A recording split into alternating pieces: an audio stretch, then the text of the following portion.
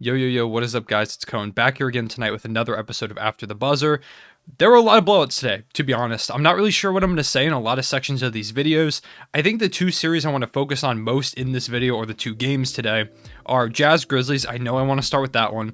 And then I want to talk about Blazers Nuggets and a little bit about how I have no idea what is happening in that series. We can talk about that a little bit more when I get to that game. And then I'll talk a little bit about Sixers Wizards. I'm not going to say a ton about that game because I've talked in length in previous videos about how good the Sixers are, why the Wizards are just outmatched completely, but I'll talk a little bit about why this game in particular was interesting. And then finally, we'll talk about Bucks Heat a little bit. I'm not going to talk much about that, mainly because I just made a whole video earlier today talking about how the Miami Heat fell in that series, getting swept, and kind of talk about what was next for them. I also talked a little bit about the Milwaukee Bucks, so mainly in that section of the video, I'll focus on the Milwaukee Bucks, and that will be the end of the video. So, just to give you an idea of where we're going to head throughout the video, I appreciate you guys liking and subscribing. You guys have been killing it on the like button, so go ahead and make sure you drop a like on this video, and comment below what your takeaways were from these games. Which game did you enjoy the most?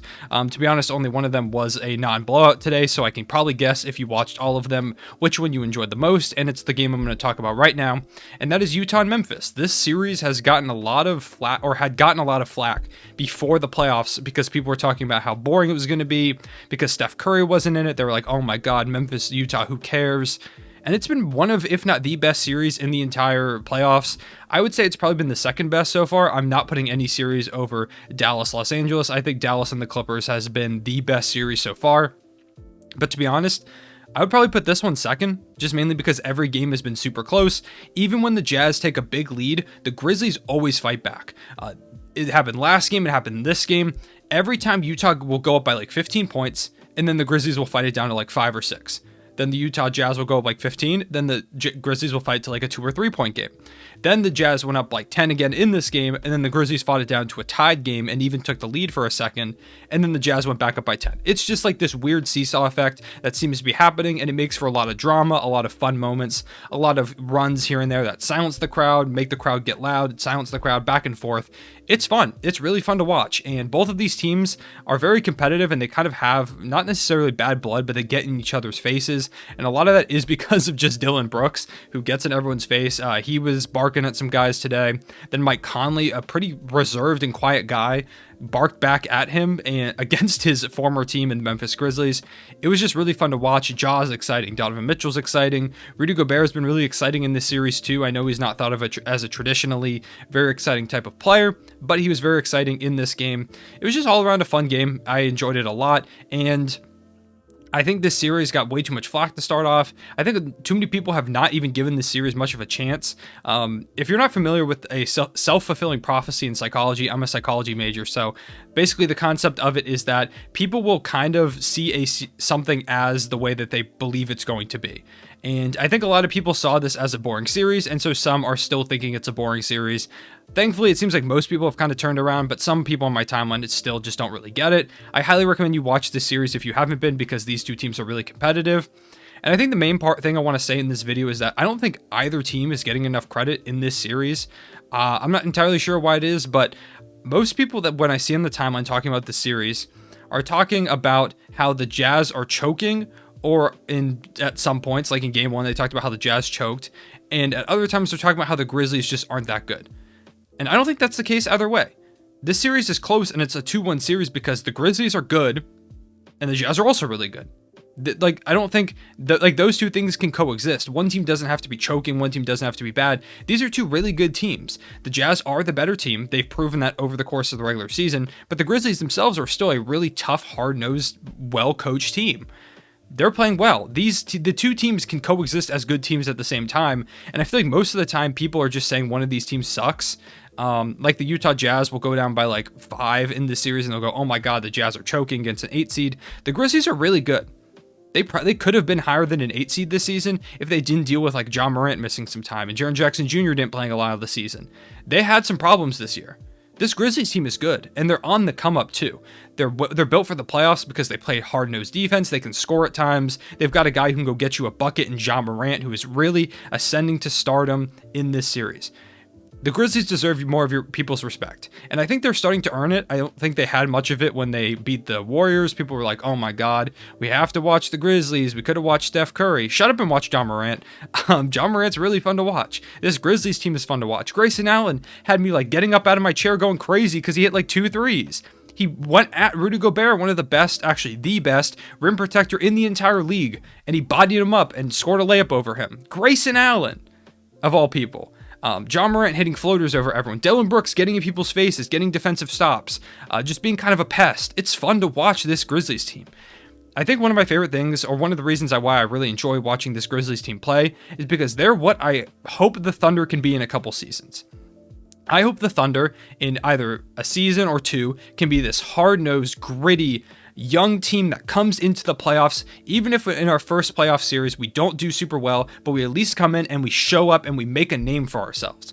That's what the Grizzlies are doing. The Grizzlies last season were on pace to make the playoffs before the bubble happened, and then they ended up falling out due to Jaren Jackson Jr.'s injury and some scheduling stuff and then ultimately losing in the play-in tournament to the first iteration of a play-in tournament. I guess it was just a play-in game at that point, to the Portland Trailblazers. And people really didn't get the opportunity to see them in the playoffs the way that they're seeing them now. The Grizzlies are tough. The Grizzlies are fun. The Grizzlies are on the come up, and they're earning people's respect, which is what I think they deserve. They deserve to earn your respect. The Grizzlies and Jazz both deserve your respect, but I'm going to start with the Grizzlies because they're kind of the underdogs in this series, and I'm just happy that people are kind of turning around on them. Like I said, everyone wanted Steph Curry in the playoffs. I'm going to be honest, I wanted to see Steph Curry face this Utah Jazz team, but despite that, I'm super happy for the Grizzlies, and I've loved watching them play just as much. It's cool to see young teams play. It's cool to see a super excited young team and a really passionate fan base in the Memphis Grizzlies fans get super hype about their young team fighting their way to the playoffs, and it's what I hope the Thunder can become in a couple seasons. I hope maybe in our first return to the playoffs, obviously I'd love to win a championship, but who knows, maybe we're an 8 seed, we make it in through the play-in tournament, and we give some 1 seed 5-6 games in the first round, give them hell every single game, make tough comebacks, play great defense, and just make them go, oh my God, this team's tough. That's what I hope. That's what all young teams are kind of striving for to start off their playoff return. So credit to the Grizzlies. They deserve your respect. And same with the Utah Jazz. The Jazz have had so many great moments in this series. The Jazz are really, really, really, really good. You don't become the best team in the Western Conference by being okay or just good. You have to be really good. You have to be a championship level team to do that. Whether or not this Jazz team will win a championship, I don't know. I personally picked them to go out in the second round to the Los Angeles Clippers. We'll see if the Clippers even make it out of the first round. But the Jazz are a championship level team. I tweeted out earlier that they were, and people were like, what are you talking about? I think their team's better. Yeah, there can still be teams better than them in the Western Conference, and they can still be a championship level team.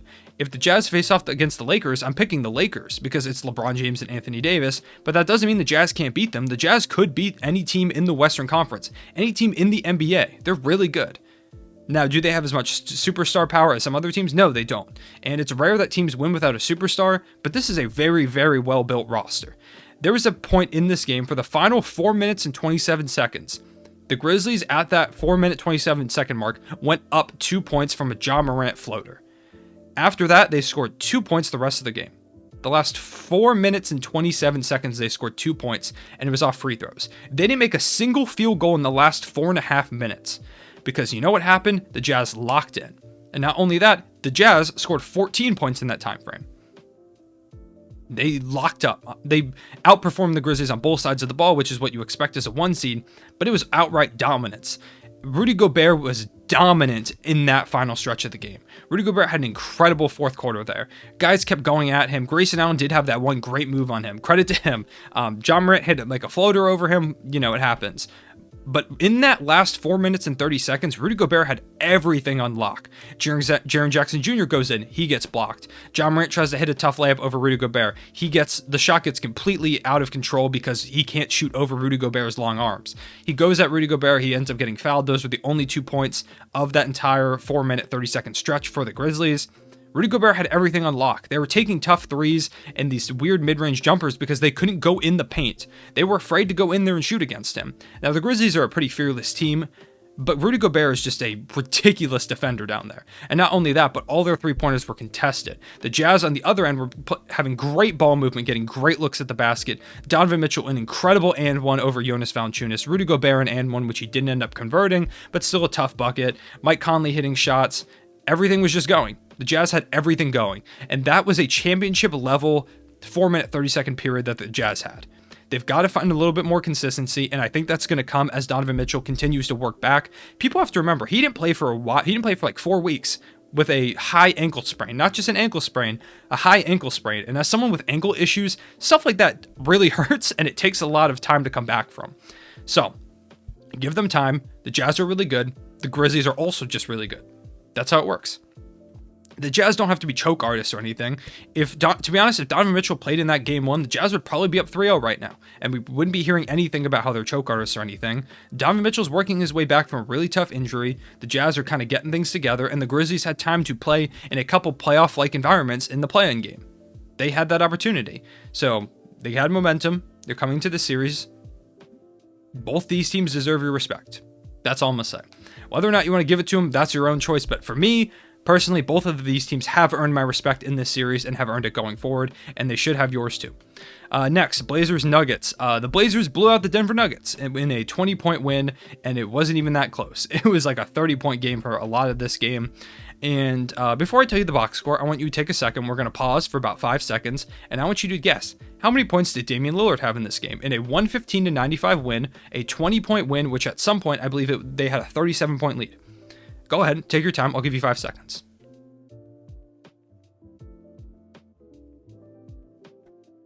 All right, have you made your guess? Okay. Damian Lillard had 10 points. And he shot, I think it was 1 for 9, 1 for 10, 2 for 10. He was not good at all in this game offensively. He did have 10 assists and 8 rebounds, but he had 10 points in 31 minutes. And they won by 20 points, and it was a 30-point game for most of the game. I've kind of accepted I don't know what's happening in this series. I said in a previous video that after the Nuggets won, I think it was, last game, I said the Blazers are in trouble because the way that it looks, you need Damian Lillard to not only go off for you to win, but you need 2 to 3 other guys to step up, and the supporting cast had not been stepping up. And then today, Damian Lillard sucks, and CJ McCollum puts up 21, Jusuf Nurkic has 17 and plays great defense on Nikola Jokic, Norman Powell is 29 super efficiently, 12 for Melo, 5 for Anthony Simons, and the Blazers blow them out of the water. I don't know. They also played great defense, which is something that I didn't think this Portland team could do. They played really good defense in this game. I'll give them credit for that. Terry Stotts had these guys ready to play. They had a game plan. They shut down Jokic, which is like the first time it's happened all season. Jokic coming into this game was averaging like 36 points a game in this series. Tonight he had 16 and 9 on really poor efficiency. Jusuf Nurkic played great defense on Nikola Jokic in this game. It was really impressive. And that's what he's got to do for the Trailblazers to keep winning. I've already accepted that this series is going 7 games. The second these two teams matched up, I knew it was going to go 7 games. It could end in 6, theoretically, but I would be stunned because it just seems like these teams are going to keep blowing each other out back and forth. These two teams are going to keep blowing each other out back and forth until one of them gives up in game, or not gives up, but just falls in game 7. And if we're going by this, it would be Denver winning in game 7 if we keep going by the back and forth method. But these are just 2 good teams. They're 2 teams that are evenly matched. I think if Jamal Murray was in this series, it would be probably a Nuggets series, but who knows? I have no idea at this point. Michael Porter Jr. had 3 points today. Monte Morris had 12 for Campazzo. Yeah, those guys played well. 9 for Paul Millsap. Yeah. This was just ridiculous. This is a great game from the Blazers, man. I really can't say much more than that. Norman Powell, a guy who I've been kind of critical of because they traded a guy who I'm really high on in Gary Trent Jr. I think he's going to be a great player in the future, and I was kind of worried about them trading him because Norman Powell felt like kind of a lateral move. Like Gary Trent Jr. was playing well for them. Obviously, Norman Powell is better at the moment, but going forward for the future, I thought Gary Trent Jr. was the right move, and so I was worried about that trade for them. But credit to Norman Powell. Like I said, 29 points, super efficient. He destroyed the Nuggets today. And this is the game he needs to have. If he can play like this Trailblazers team becomes much scarier. The problem is, can he consistently put up these numbers? Obviously, he's not going to put up like 29 a game, but if he could, that'd be great. They could really use that. Yeah, so shout out to the Blazers here.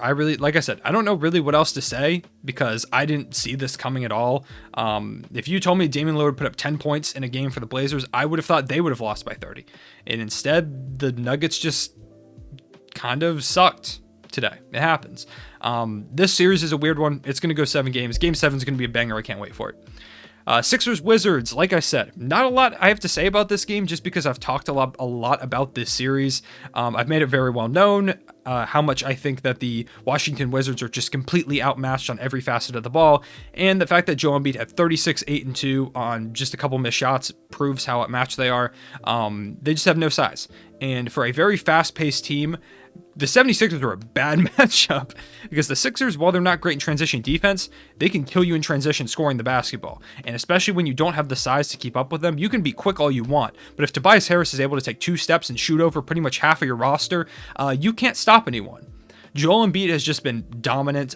He's looked even better than he's looked in the regular season in this series, and I fully expect Joel Embiid to dominate whoever they face next. And heading into the Eastern Conference Finals, assuming they do win that series, I expect him to dominate as well.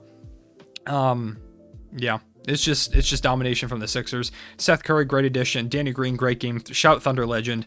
Yeah, Mike Scott had 6 points in this game. He got some minutes. Paul Reed, 5 rebounds. Paul Reed out the mud, playing in a playoff game. Shout out to him. But for the Wizards, Russell Westbrook, shout out to him. Obviously, he's my guy as a Thunder fan, my favorite player of all time. 26, 12, and 10. Big game from him coming out of off an ankle injury where he was questionable to play. I knew Russell Westbrook was going to play. There was no chance he wouldn't in this game. His team needed him. And even though they got blown out in this game, like it wasn't even close, they were down 8 after the first, down 14 at half. 23 after that, and ultimately losing by 29 points. It was never really close, but Russ and Beal put up good efforts. It's just the supporting cast is not there. Rui Hachimura with 10 points, 2 for Alex Len, 8 for Bertans, who looks like one of the worst contracts in the NBA. 16 for Gafford. That was a cool moment. 7 for Ish Smith with 4 assists. Yeah, just not enough here. It's not close, and I'm excited to see who the Sixers play next round. I'm excited to see whether it's the Knicks or the Hawks. Like I said, I picked the Hawks to win that series in the past, but the Knicks still could bring it around. But I think a Hawks-Sixers or Sixers-Knicks series would both be very interesting. I would have the Sixers winning either one, but it should be a fun challenge for Joel Embiid to have to go up against either a tough defense in the Knicks or a great individual defensive player in Clint Capella. It should be a nice challenge for him, and I think it'll be a good warm-up potentially for whoever they face coming out of the Bucks-Nets series. That's going to be incredible. Foreshadowing though, we'll go over to the Bucks Heat game because the Bucks completed the sweep over the Miami Heat tonight, or today, I guess. It was a 1 p.m. game. Honestly, with how this day felt super long and it felt like it was yesterday at this point. Like I said, I made a whole video talking about the Miami Heat, why they lost this series, why they just it didn't seem like they were the same team, and what it's going to look like going forward for them in my video earlier. I'm going to drop those videos. I'm going to call the series What's Next, and I'm basically going to make one for every team that gets eliminated from the playoffs. So say, for example, when the Wizards get knocked out by the Sixers, I'll make the Wizards just got knocked out of the playoffs. What's next for them? Talking about why they lost the series, what the holes are on the roster that they need to fill. Should they go rebuild? Should they re-gear? Like, what is next for the Wizards as a team? And so I'm going to make those videos. So let me know what you think of those. Go ahead and watch the Heat one if you didn't, if you want to hear more about this game and about the Heat. But I'm basically only going to focus on the Bucks here. The Bucks just dominated in every facet. They really got their revenge on the Miami Heat in this. And Giannis Antetokounmpo, not a great series from him offensively, to be honest, but a dominant one defensively. This was one of Giannis's best series ever defensively. He just completely clamped everyone and every player and every scheme that the Heat threw at him up. Nobody could get past him. And that's what they need him to be. They need him to be that dominant defensive force. He took whatever matchup was asked of for him. He guarded pretty much every player in this series off of switches. Giannis did everything, and he had a 20, 12, and 15 assist triple-double tonight. Only the third Buck ever to get a triple-double in a playoff game. So big game from him. Chris Middleton was great in this series. Drew Holiday was great in this series. Brook Lopez had a good series. Bryn Forbes was amazing in this series. Shout out to Bryn Forbes, scoring more points than Jimmy Butler over the course of this series, which if I told you that heading into it, you would have thought I was a lunatic. The Bucks are just really good. I'm really, really excited for Bucks Nets. This Bucks team could win the NBA Finals. They could, because they've been really good. And I think that what this series showed and what was needed out of this series was for the Bucks to show people that they're not kidding around. And getting a sweep against the Miami Heat is big for them because the Nets losing a game to the Celtics at least have to play 2 more games. And if the Bucks are able to, the Bucks now have a chance to just rest. They can just chill and do whatever they want. Get with the Nets having to still face off against Tatum. Marcus Smart, who's a physical guy. The Celtics play physical basketball. That's kind of their brand of basketball. That's what they've been doing for a little while. And so So for a team of guys who have had a lot of injury concerns, have had to rest a lot this season, they don't want to face a team for too long. You don't want to face the Celtics for more than 4 games, and now they're going to have to face them for at least 5 games. So this is big for the Bucks. This was a massive win, not only for establishing how good they are, but for setting themselves up to rest a little bit before a really, really tough series in the Brooklyn Nets.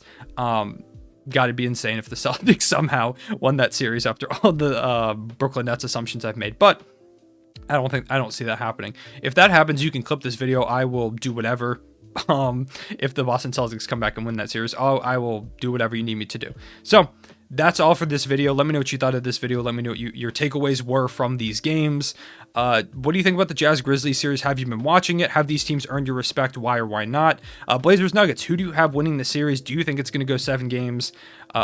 Are the Sixers Eastern Conference Finals locks at this point, with a 3-0 lead up on the Wizards and getting to play either the Hawks or the Knicks in the second round? And are the Bucks going to be able to beat the Nets? Can they give them a challenge? Can they win the Eastern Conference? And where do the Heat go from here? So let me know all that in the comment section below. I appreciate you guys watching. If you made it to the video right here, drop that Ja Morant is a star in the comment section below. Let's show some love to Ja. I appreciate you guys watching. I will see you guys later. Everyone say it back.